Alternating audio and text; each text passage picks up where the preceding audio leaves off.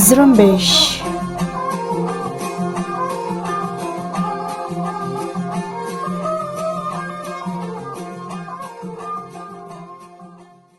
کی ممبر کی وہی کی وجہ سے کر رہے ہیں اور میرا نام تانوی بلوچ ہے. اب تک کا بہت بہت شکریہ کہ آپ نے کیا. معزز خواتین حضرات، آج آپ لوگوں کے سامنے پیش ہونے کا مقصد بلوچستان میں 2020 کو پیش آنے والی انسانی حقوق کی پامالیوں سے آگاہ کرنا ہے. سال 2020 میں بلوچستان کے مختلف علاقوں میں 177 افراد بند جبکہ 480 افراد کو ماورا عدالت گرفتار کیا گیا. یہ اعداد شمار نشان نظر کی ہے جہاں ہماری رسائی رہی ہے. بیشتر علاقے نوگو ایریا میں تبدیل ہونے کی وجہ سے ہم رپورٹ کنفرم نہیں کر سکے. سال 2020 سیاسی معاشی سماجی ہر حوالے سے صدی کا بدترین سال کی طرح گزرا. کورونا وبا نے دنیا کی معیشت اور سماجی بنیادوں کو ہلا کر رکھ دیا، لیکن اس وبا کے دور میں نسل انسان کو طاقت دینے کے لیے کئی ممالک ایک دوسرے کا ساتھ دیتے رہے، لیکن بلوچستان اس وبا کے دنوں میں بھی انسانی حقوق کی پابندیوں کا شکار رہا. کورونا کے وبا کی وجہ سے شہروں میں تعلیمی ادارے بند ہوئے تو بلوچستان کے وہ طلباء چھٹیوں میں اپنے اپنے گھروں کو چلے گئے جو دیگر شہروں میں یونیورسٹی اور کالج میں پڑھتے تھے، اور وہ لوگ بھی اپنے دیہاتوں کی طرف بڑھے جو مسلسل ملٹری آپریشنز کی وجہ سے پھر گاؤں چھوڑ کر شہروں میں منتقل ہو چکے تھے. ان میں سے بہت طلباء اور شہریوں کو ریاستی اہلکاروں نے اغوا کر کے لاپتہ کر دیا اور کئی کو دن دہاڑے لوگوں کے سامنے بے دردی سے ختم کر دیا. تعلیمی ادارے بند ہوئے تو پوری دنیا اور پاکستان میں تعلیم و تدریس آن لائن چلتی رہی، مگر جب بلوچستان میں طلباء نے انٹرنیٹ کا مطالبہ کیا تاکہ وہ اپنی تعلیم جاری رکھ سکیں تو ان پر پولیس دوڑائی گئی اور طلباء و طالبات کو تشدد کا نشانہ بنایا گیا. جب ڈاکٹر نے حفاظتی کٹ مانگے تو ان پر پولیس کی لاٹھی برسائی گئی. چھٹیوں پہ آنے والے غربت کے رہائشی کسان کا بیٹا کراچی یونیورسٹی کا طالب علم اپنے والدین اور بہن بھائیوں کے ساتھ کھیتوں پہ کام کر رہا تھا، جہاں فرنٹیئر کور کے اہلکار حیات بلوچ کو گھسیٹ کر سڑک پر لے آئے. اس کے والدین فوجیوں سے فریاد کرتے رہے. سپاہیوں نے اس کی ماں کا دوپٹہ چھین کر اسے حیات بلوچ کے ہاتھ پاؤں باندھے اور اس کے سینے پر 8 گولیاں داغیں، جس سے حیات بلوچ کی موقع پر ہی جان بحق ہو گیا. 10 اپریل کو مشفی اواران کے رہائشی مراد جان کو ایف سی اہلکاروں نے اپنے کیمپ میں بلایا اور اس سے پوچھ گچھ کی. مراد جان کو چونکہ اردو نہیں آتی تھی تو وہ نہ سوال سمجھ سکا اور نہ ہی جواب دے پایا. اس پر مراد جان کو شدید تشدد کا نشانہ بنا کر اس بات پر رہا کر دیا کہ وہ اگلے دن ایک اردو ترجمان ساتھ لے کر کیمپ آ جائیں، مگر مراد جان ان زخموں کی تاب نہ لا کر جان بحق ہو گیا. 7 مئی کو مند کے رہائشی جاوید برہان کو ایف سی اہلکار مند میں بلوچ آباد گاؤں کے مسجد سے گرفتار کر کے لے گئے. خاندان کے لوگوں نے جب مقامی افسران سے رابطہ کیا تو ان کو کہا گیا کہ جاوید کے بھائی زبیر کو ان کے حوالے کیا جائے اور بدلے میں جاوید کو لے جائیں. خاندان کے افراد نے ایسا ہی کیا. جاوید کو انتہائی تشویشناک حالت میں خاندان کے حوالے کر دیا گیا. خاندان کے لوگ جاوید کو پہلے تربت اور پھر کراچی علاج کے لیے لے گئے. جاوید 26 مئی کو کراچی کے اسپتال میں چل بسا. اس کے دونوں گردے ناکارہ ہو چکے تھے. دوران حراست شدید تشدد کے علاوہ جسم تک سے نہ کھانا دیا گیا اور نہ ہی پانی. 2020 میں باقی سالوں کی نسبت خواتین کے قتل میں کافی اضافہ ہوا. مئی کے مہینے میں تربت کے علاقے ڈنوز میں رات کو 2 ڈاکو ایک گھر میں ڈکیتی کی غرض سے داخل ہوئے. جب گھر کی عورت ملک ناز نے شدید مزاحمت کی تو ڈاکوؤں نے فائرنگ کر کے ملک ناز کو شہید اور اس کی 4 سالہ بیٹی برمش کو زخمی کر دیا. گھر والے 2 میں سے ایک چور کو پکڑنے میں کامیاب ہو گئے. اس چور کی جیب سے ملٹری کا کارڈ برآمد ہوا اور اس نے اعتراف کیا کہ وہ ایک گینگ میں اور ملٹری کی سرپرستی میں کام کرتے ہیں. اس نے یہ بھی بتایا کہ وہ ایف سی حکام کے کہنے پر سیاسی کارکنوں کو اغوا یا قتل کرتے ہیں اور بدلے میں وہ ہر قسم کی چوری ڈکیتی اور جرائم کرنے میں آزاد ہیں. 14 جون کو تربت کے علاقے ترک میں ایک اور خاتون کلثوم بلوچ کو اسی طرح گھر میں ڈکیتی کی نیت سے آنے والے 2 افراد نے اس کے بچوں کے سامنے چھری سے ذبح کر دیا اور قاتل معلوم ہونے کے باوجود آج بھی آزاد پھر رہی ہیں. 18 اکتوبر کو ایک اور خاتون آسیہ بی بی کو ایک پولیس اہلکار نے گولیوں کا نشانہ بنا کر ہلاک کر دیا اور قاتل آج بھی آزاد گھوم رہا ہے. ایک اور واقعے میں تربت کی مشہور شاعر صحافی آرٹسٹ اور اپنے حقوق پر کام کرنے والی سرگرم کارکن بی بی شاہین کو مبینہ طور پر اس کے شوہر مہراب بچکی نے قتل کر دیا. قاتل آج تک گرفتار نہ ہو سکا۔ حالانکہ بلوچستان میں کوئی ایسا گاؤں، کوئی شہر، کوئی دیہات نہیں جہاں ایکسی اور ملٹری کا کنٹرول نہ ہو۔ تمام گاؤں میں ہر شخص کو وقتاً فوقتاً ملٹری کیمپ جا کر حاضری دینی ہوتی ہے۔ ایک ہی گاؤں کے ایک محلے سے دوسرے محلے تک جانے کے لیے ملٹری کئی چیک پوسٹ پر شناخت ثابت کر کے سفر کی ایک معقول وجہ بتانی پڑتی ہے۔ مگر قاتل چونکہ بلوچستان کی رائل فیملی سے تعلق رکھتا ہے اور موجودہ وزیر اعلیٰ کے قبیلے سے بھی رشتہ رکھتا ہے، اسی لیے اسے آج تک ڈھونڈنے اور گرفتار کرنے کی کوشش بھی نہیں کی گئی۔ خواتین کے علاوہ بچوں کے قتل میں بھی بہت تیزی آئی ہے۔ 30 اپریل کو تم کے علاقے میں ایسی اہلکار نے ایک گاڑی پر فائرنگ کی جس سے 17 سالہ امام شیر کو 2 گولیاں لگی۔ اہلکاروں نے اسے زخمی حالت میں گھسیٹ کر اپنی چوکی کے قریب دور پر پھینک دیا۔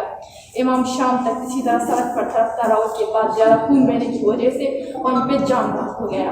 20 دسمبر کو پنجگور کے علاقے گیلکور میں فوجی آپریشن کے دوران ہیلی کاپٹر نے شیلنگ کی جس سے ایک ہی گھر کے 7 افراد جان بحق ہوئے، ان میں 14 سالہ حمزہ عمر بھی شامل تھا۔ ایک اور واقعے میں 7 دسمبر کو 13 سالہ حنیف میران اور 16 سالہ امیر بخش اس وقت لاپتہ کر دیے گئے جب وہ تیجابان سے تربت جا رہے تھے۔ اگلے دن دونوں کی تشدد زدہ لاشیں ہیرونگ پل کے پاس پڑی ہوئی۔ 10 ستمبر کو چاوی میں بارشوں کی وجہ سے گڈھے میں دبائے گئے انسانی لاش کی ہڈیاں ظاہر ہوئی۔ جب گاؤں میں خبر پھیلی تو لاپتہ افراد کے خانہ اس مقام پر پہنچنا شروع ہو گئی۔ یہ حفیظ اللہ محمد حسنی کی 3 سال پرانی لاش تھی۔ حفیظ کو 30 اگست 2016 کو NCA اٹھا کر لے گئے تھے اور وہ تب سے لاپتہ تھا۔ اغوا کے بعد ایک ایکسی میجر نے خاندان سے رابطہ کر کے 60 لاکھ روپے کا مطالبہ کیا تھا۔ خاندان نے اپنا سب کچھ بیچ کر 58 لاکھ روپے اس میجر کو دے دیے اور حفیظ کی واپسی کے منتظر تھے۔ حفیظ کے بائنڈے لاش کی دانتوں سے شناخت کی۔ ملک کے علاوہ بیرون ممالک میں مقیم بلوچستان کی 2 اہم شخصیات ساجد حسین اور بانو کریمہ بلوچ بھی پہلے گمشدہ ہوئے، پھر ان دونوں کی لاشیں سویڈن اور کینیڈا میں نہروں سے برآمد ہوئیں۔ گو کہ دونوں واقعات کی بہت سی تفصیلات ابھی تک سامنے نہیں آئیں، مگر دونوں واقعات میں اس ملک کی ملٹری اور ISI بشبہ کا احساس کیا جا چکا ہے۔ واقعات کی تحقیقات کی ذمہ دار یقیناً سویڈن اور کینیڈا ہوں گی، مگر دونوں کی میتوں کے ساتھ ناروا سلوک عوام کے شک و شبہات کو تقویت دیتی ہے۔ بانو کریمہ بلوچ کی جسد خاکی کو کراچی ایئرپورٹ سے ملٹری نے اپنے قبضے میں لے لیا اور مکران کے بیشتر علاقوں میں کرفیو نافذ کر دیا، حتیٰ کہ گاؤں کے لوگوں کو بھی جنازے میں شرکت کی اجازت نہ دی گئی اور قبر پر فاتحہ خوانی کی بھی اجازت نہیں دی گئی، جبکہ ساجد حسین کی لاش کو پاکستان منتقل کرنے والی کمپنی کے مطابق ساجد حسین کی لاش سویڈن آرلینڈ ایئرپورٹ پر ہفتوں پڑی جاری نہیں کی گئی تھی۔ اس سال 480 افراد کو اغوا و گرفتار کر کے لاپتہ کر دیا گیا، جن کا تعلق ضلع اواران، ڈیرہ بنٹھی، گوادر، ہنائی، لسبیلا، کچھی، گیج، کھاران، خزاب، مسکن، نوشگی، بنہور، کوئٹہ، سبی اور واشک سے ہیں۔ اس کے علاوہ کراچی سے 3 اور اندرون سندھ سے 2 لوگوں کو اغوا کیا گیا۔ سال 2020 کے جبری گمشدگی کا شکار ہونے والے افراد میں تعداد طلباء کی ہے۔ اس کے علاوہ 17 عورتیں بھی شامل ہیں جن کو شدید تشدد کا نشانہ بنا کر بعد میں رہا کر دیا گیا۔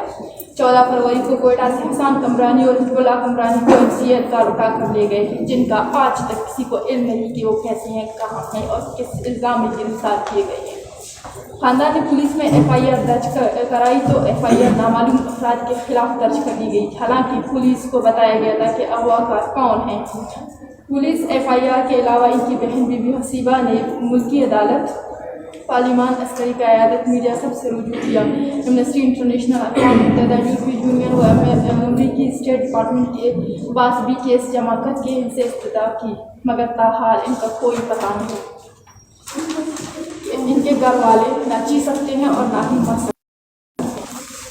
معزز ساتھی حضرات، حالانکہ گزشتہ کچھ عرصے میں کچھ لاپتہ افراد بازیافت ہوئے، مگر بازیابی کی شرح اغوا کی شرح سے بہت کم ہے۔ اس کے علاوہ گزشتہ سال اگست کے مہینے میں گچ کے علاقے سے اللہ داد کے پورے خاندان، جن میں عورتیں اور بچے شامل ہیں، اس کو گرفتار کیا گیا۔ جب وہ سودا سرف لے کر واپس آ رہے تھے، ان تمام افراد کو 6 دن تک عقوبت خانے میں رکھا گیا اور بعد میں رہا کیا۔ پچھلے سال ماہ اگست سے گچ کے مختلف گاؤں اور اضلاع میں ملٹری آپریشن جاری ہے۔ ملٹری آپریشنز کے دوران سینکڑوں کی تعداد میں لوگوں کو جبراً لاپتہ کیا گیا، ان کو شدید غیر انسانی تشدد کا نشانہ بنایا گیا۔ اس کے علاوہ سینکڑوں کی تعداد میں گھروں کو لوٹ کر جلایا گیا۔ معزز صحافی حضرات، گزشتہ دنوں پشتون تحفظ موومنٹ کے رہنما منظور پشتین اور اس کے ساتھیوں پہ حملہ ہوا، جس کی ہم پرزور مذمت کرتے ہیں اور ہم یہ سمجھتے ہیں کہ منظور پشتین اور اس کے دوستوں پر حملہ انسانی حقوق و انسانی عظمت کی بحالی کی پرامن جدوجہد پر حملہ ہے اور اس پالیسی کے نتائج بہت خطرناک ہوں گے۔ اس کے علاوہ CTD کوئٹہ نے 7 مارچ کو 5 نوجوانوں کو جعلی مقابلہ میں گولیاں مار کر قتل کیا، جس کی جتنی مذمت کی جائے کم ہے۔ ان 5 نوجوانوں کو سیکورٹی اداروں نے مختلف علاقوں سے ماورائے عدالت گرفتار کر کے لاپتہ کر دیا تھا۔ اس کے علاوہ CTD نے ضلع پنجگور سے تعلق رکھنے والے مزید 2 نوجوانوں کو دہشت گرد عائد کر کے اپنے اخباری بیان میں دعویٰ کیا ہے کہ دونوں نوجوانوں کو کیا ہے، جس میں کوئی صداقت نہیں۔ دونوں نوجوانوں کو سیکورٹی اداروں نے پنجگور سے چند مہینے کیا تھا، تب سے لاپتہ تھے۔ اسی طرح راشد حسین کی والد CTD کراچی نے بلا کر راشد حسین کے کیس کے بابت جھوٹے انفارمیشن پہ دستخط کرنے پہ زور دیا اور انکار کرنے پر ان کو ہراساں کیا گیا۔ اس کے علاوہ گزشتہ مہینے گمشدہ افراد کے لواحقین نے اسلام آباد میں فریاب کی بازیابی کے لیے 10 دن تک دھرنا دیا اور بعد میں وفاقی وزیر برائے انسانی حقوق شیریں مزاری کی ضمانت پر دھرنا ختم کیا کہ 15 مارچ تک تمام لواحقین کو ان کو پیاروں کی بابت معلومات فراہم کی جائے گی اور وزیر اعظم ملاقات کریں گے، لیکن مسنگ پرسنز کے حوالے معلومات فراہم کرنے کے بجائے مسنگ پرسنز پہ جھوٹے کیس فائل کر کے ان کو جعلی مقابلے میں ختم کیا جا رہا ہے۔ بلوچستان پچھلے کئی دہائیوں سے ریاستی پالیسیوں کی وجہ سے لاقانونیت اور سنگین انسانی حقوق کی خلاف ورزی کا آماجگاہ بن چکا ہے۔ اگر ان پالیسیوں پہ نظر ثانی کر کے ان کو تبدیل نہ کیا گیا تو بلوچستان بد امنی میں مزید اضافہ ہو گیا۔ بہت بہت شکریہ۔